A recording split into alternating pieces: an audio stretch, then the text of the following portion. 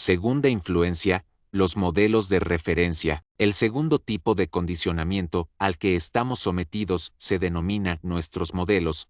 Durante tu infancia, ¿cómo eran tus padres o tus tutores con respecto al dinero? ¿Uno de ellos o ambos administraban bien su dinero o lo hacían mal? ¿Gastaban mucho o eran ahorradores? ¿Eran hábiles inversores o no invertían? ¿Asumían riesgos o eran conservadores? ¿Había constantemente dinero o era este más bien escaso? ¿El dinero llegaba con facilidad a tu familia o era siempre una lucha conseguirlo? ¿Era una fuente de alegría en casa o causa de amargas discusiones? ¿Por qué resulta importante esta información? Probablemente hayas oído la expresión mono de repetición. Así somos los humanos, de pequeños, aprendemos todo de los modelos que tenemos alrededor. Aunque la mayoría de nosotros odiaríamos admitirlo, hay bastante verdad en el viejo dicho, de tal palo, tal astilla. Esto me recuerda el chiste de una mujer que prepara las rebanadas de jamón cocido para cenar cortándoles los dos extremos. Su marido, que ya había observado dicha práctica, le pregunta un día por qué corta los extremos del jamón. Ella le contesta, así lo hacía mi madre. Resulta que la madre de ella venía esa noche a cenar, así que le pregunta por qué cortaba los extremos del jamón, a lo que ella responde, mi madre lo hacía siempre así, de modo que deciden llamar a la abuela por teléfono para hacerle la misma pregunta. ¿Cuál creéis que fue su respuesta? Porque mi sartén era demasiado pequeña. La cuestión es que, en general, en el ámbito del dinero tendemos a ser idénticos a uno de nuestros progenitores o bien adoptamos una actitud que es combinación de las que cada uno de ellos tenía. Por ejemplo, mi padre era empresario de la construcción, construía entre una docena y 100 casas por proyecto. Cada proyecto requería la inversión de una enorme suma de capital. Mi padre debía aportar todo lo que teníamos y pedir grandes préstamos al banco hasta que se vendían las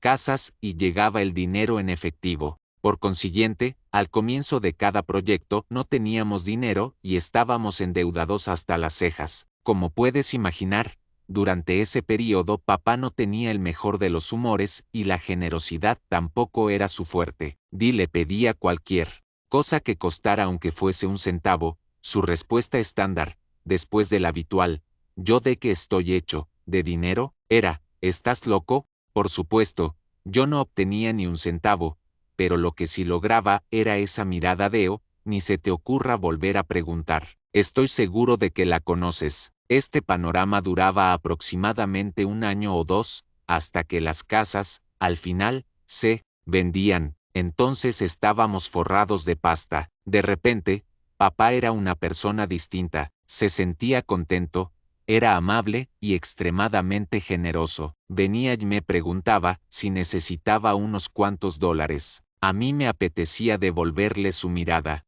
pero no era tan estúpido, así que me limitaba a decir, claro, papá, gracias, y ponía los ojos en blanco. Así la vida estaba bien, hasta el temido día en que llegaba a casa y anunciaba, he encontrado un buen terreno, vamos a construir otra vez. Recuerdo perfectamente que le decía, fantástico, papá, buena suerte, mientras se me hundía el corazón, sabiendo los apuros que estábamos a punto de pasar otra vez. Este patrón duró desde que tenía uso de razón, más o menos a los 6 años, hasta los 21, cuando me fui de casa de mis padres para siempre. Entonces cesó, al menos, eso creía yo. A la edad de 21 años, terminé de estudiar y me convertí, lo adivinaste, en constructor. Luego pasé a otros tipos de negocios basados en proyectos. Por alguna extraña razón, hacía una pequeña fortuna, pero no mucho tiempo después ya estaba arruinado. Me metía en otro negocio y creía estar de nuevo en lo más alto del mundo, solo para tocar fondo un año más tarde. Este patrón de altibajos continuó durante casi 10 años antes de darme cuenta de que tal vez el problema no fuese el tipo de negocio que elegía, los socios, los empleados que tenía, el estado de la economía ni mi decisión de tomarme un tiempo sin trabajar y relajarme cuando las cosas iban bien. Finalmente reconocí que tal vez, solo tal vez, estaba reviviendo. inconscientemente el patrón de ingresos con altibajos de mi padre. Todo lo que puedo decir es que menos mal que aprendí lo que tú estás aprendiendo en este libro, y que fui capaz de reacondicionar mi mente y salir de ese modelo tipo yo-yo para pasar a tener unos ingresos en crecimiento constante. Actualmente, el impulso de cambiar cuando las cosas van bien y sabotearme a mí mismo aún aparece, pero ahora en mi mente hay otro archivo que observa este sentimiento y dice, gracias. Ahora, centrémonos de nuevo y volvamos al trabajo. Otro ejemplo es de uno de mis seminarios en Orlando, Florida. Como de costumbre, la gente iba subiendo, en fila al entarimado, uno a uno, para pedirme un autógrafo y saludarme, darme las gracias o lo que fuese. Jamás olvidaré a un señor mayor porque subió sollozando, apenas si podía contener el aliento e iba enjugándose las lágrimas con la manga. Le pregunté qué le ocurría. Me dijo, tengo 63 años, y llevo leyendo libros y yendo a seminarios desde que se inventaron. He visto a todos los conferenciantes y he probado todo lo que enseñaban. Lo he intentado con las acciones, con la propiedad inmobiliaria y he tenido más de una docena de negocios distintos. Volví a la universidad y me saqué un máster en administración de empresas. He adquirido más conocimientos que 10 hombres normales y, sin embargo, nunca he alcanzado el éxito económico. Siempre empezaba bien, pero finalmente acababa con las manos vacías, y en todos esos años nunca supe por qué. Pensaba que, simplemente, debía de ser un completo estúpido. Hasta hoy, por fin, después de escucharle a usted, todo tiene sentido. A mí no me pasa nada, simplemente, tenía el patrón del dinero de mi padre metido en la cabeza y eso ha sido mi némesis. Mi padre atravesó de lleno la era de la depresión. Todos los días trataba de obtener empleos o de vender cosas y venía a casa con las manos vacías. Ojalá yo hubiera entendido lo de los modelos de referencia y los patrones del dinero 40 años atrás. ¡Qué pérdida de tiempo! Tanto aprender y tantos conocimientos. Comenzó a llorar aún más fuerte. Yo le respondí, ni hablar de que sus conocimientos sean una pérdida de tiempo. Simplemente, han estado latentes, esperando a un banco mental, esperando que surgiera la oportunidad. Ahora que ya ha formulado usted un patrón del éxito, todo lo que ha aprendido en su vida se volverá utilizable y saldrá catapultado hacia el éxito. La mayoría de nosotros, cuando oímos la verdad, ya la sabemos. El hombre empezó a relajarse. Comenzó, de nuevo, a respirar profundamente. Entonces apareció en su rostro una gran sonrisa. Me dio el mayor de los abrazos y dijo gracias, gracias, gracias. La última vez que supe de él todo le iba viento en popa. Ha acumulado más riqueza en los últimos 18 meses que en los últimos 18 años. Me encanta, insisto, puedes tener todos los conocimientos y experiencia del mundo, pero si tu patrón no está programado para el éxito, estás condenado a fracasar económicamente. Muchas veces nos vienen participantes a los seminarios, cuyos padres se vieron involucrados en la Segunda Guerra Mundial o que vivieron en tiempos de la depresión. Estas personas sufren a menudo un fuerte impacto cuando se dan cuenta de lo mucho que han influido las experiencias de sus padres en sus creencias y en sus hábitos en torno al dinero. Algunos gastan como locos porque podrías perder fácilmente todo tu dinero, así que más vale que lo disfrutes mientras puedas. Otros siguen el camino contrario, van guardando el dinero y ahorran para cuando llegue la época de las vacas flacas. Unas sabias palabras ahorrar pensando en que pueden llegar. Malos tiempos podría parecer una decisión sensata, pero puede crear grandes problemas. Uno de los principios que enseñamos en otro de nuestros cursos es el poder de la intención. Si estás ahorrando tu dinero para cuando lleguen las vacas flacas, ¿qué es lo que vas a tener? Pues vacas flacas. Deja de hacer eso, en lugar de ahorrar para un día de penuria económica. Concéntrate en ahorrar para un día de júbilo o para lograr pronto tu libertad financiera. Entonces, en virtud de la ley de la intención, eso es exactamente lo que obtendrás. Antes decía que, en lo referente al dinero, la mayoría de nosotros tendemos a ser idénticos a uno o a ambos de nuestros progenitores, pero también existe la otra cara de la moneda, Algunos de nosotros acabamos siendo exactamente lo contrario de lo que fueron uno o ambos de nuestros padres. ¿Por qué tendría que ocurrir eso? ¿Te suenan las palabras ira, rebeldía? Resumiendo, depende, simplemente, del enfrentamiento que hubieras mantenido con ellos. Por desgracia, cuando éramos niños no podíamos decir a nuestros padres, mamá y papá, sentaos. Quiero comentaros algo, no me gusta la forma en que estáis administrando vuestro dinero ni, en realidad, vuestra vida, y, por lo tanto, cuando sea adulto haré las cosas de forma completamente distintas. Espero que lo entendáis. Ahora, que paséis buena noche y tengáis dulces sueños. No, no, no. La cosa no es así en absoluto. En lugar de eso, cuando nos aprietan el botón, por lo general, se nos va la olla y lo que sale suena más como, os odio, nunca será como vosotros. Cuando crezca, voy a ser rico, entonces tendré lo que yo quiera tanto si os gusta como si no. Después nos vamos corriendo a nuestra habitación, damos un portazo y empezamos a aporrear la almohada o cualquier objeto que tengamos a mano, para descargar nuestra frustración. Mucha gente que procede de familias pobres se llenan de rabia y rebeldía por ello. En muchos casos salen de casa y se hacen ricos o, al menos, tienen la motivación para hacerlo. Pero hay un pequeño contratiempo, que, en realidad, constituye un gran bache, tanto si este tipo de personas se hacen ricas como si se rompen la crisma tratando de llegar a ser prósperas.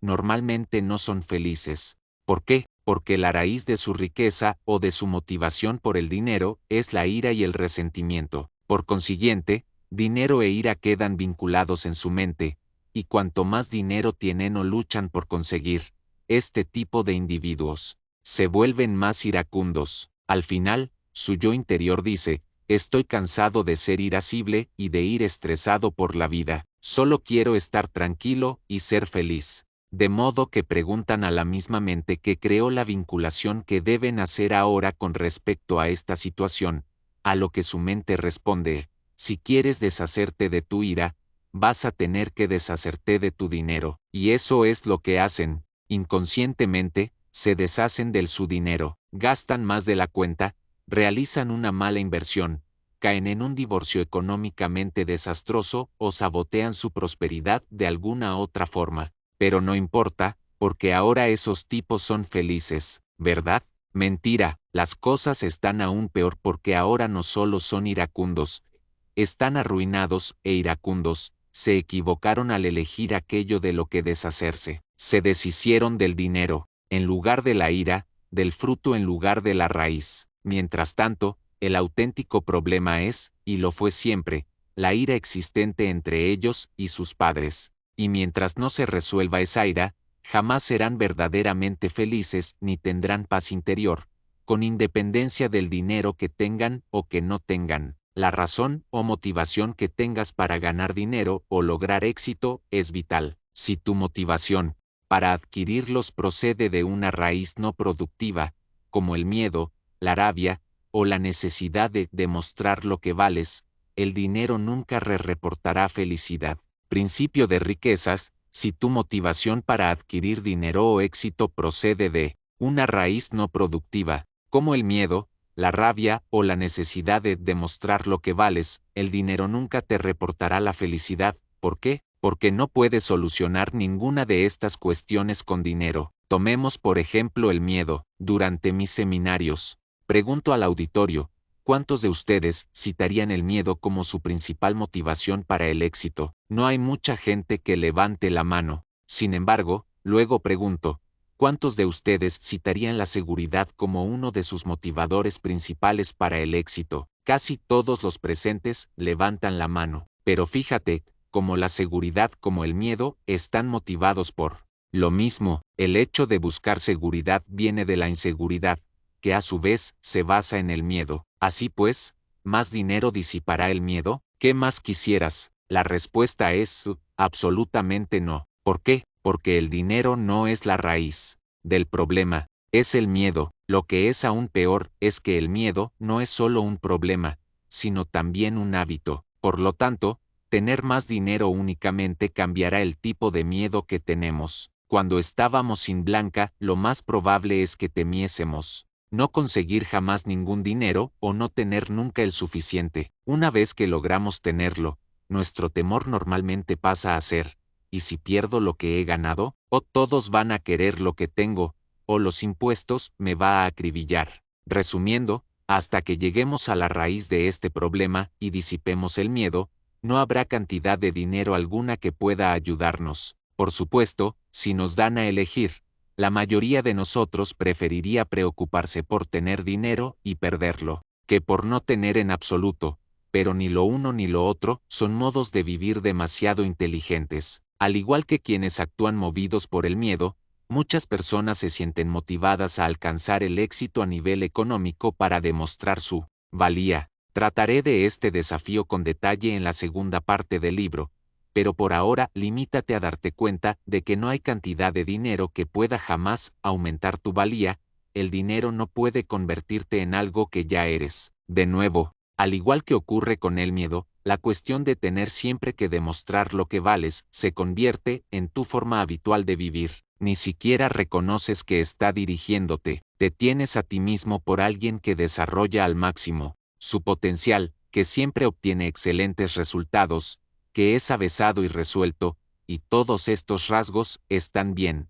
La única pregunta es, ¿por qué? ¿Cuál es el motor fundamental que guía todo esto? Para la gente que actúa movida por la necesidad de demostrar su valía, no hay cantidad de dinero que pueda aliviar el dolor de esa herida interna que hace que todo y todos los que hay en su vida no basten. Ninguna cantidad de dinero, ni ninguna otra cosa, en realidad será jamás suficiente para las personas que sienten que no valen lo suficiente. Como ves, siempre se trata de ti mismo. Recuerda, tu mundo exterior es en todo momento un reflejo de tu mundo interior. Si crees que no eres suficiente, aceptarás esa creencia y harás que en tu vida nunca haya suficiente. Sin embargo, si crees que eres mucho, validarás esa creencia y crearás mucha abundancia. ¿Por qué? Porque el mucho será tu raíz, que después se convertirá en tu modo natural de ser, desvinculando tu motivación para tener dinero de la ira, el miedo y la necesidad de demostrar lo que vales.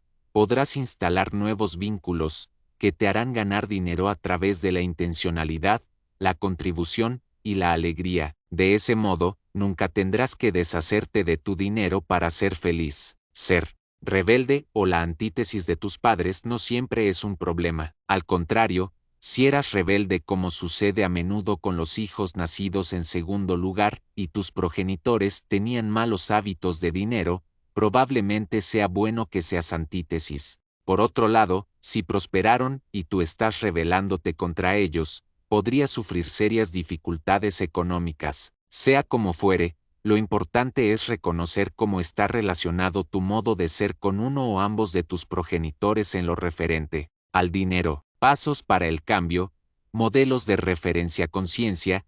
Considera las formas de ser y los hábitos que tu padre y tu madre tenían con relación al dinero y la riqueza. Escribe de qué modo puede ser idéntico u opuesto a cualquiera de ellos. Comprensión. Escribe el efecto que han tenido esos modelos de referencia en tu vida financiera. Disociación. Ves que este modo de ser es solo algo que aprendiste y que no eres tú. ¿Te das cuenta de que en el momento presente tienes la opción de ser distinto? Declaración. Pon la mano sobre el corazón y di, lo que tomé como modelo en torno al dinero era la forma de actuar de ellos. Ahora yo decido la mía. Tócate la cabeza y di, tengo una mente millonaria.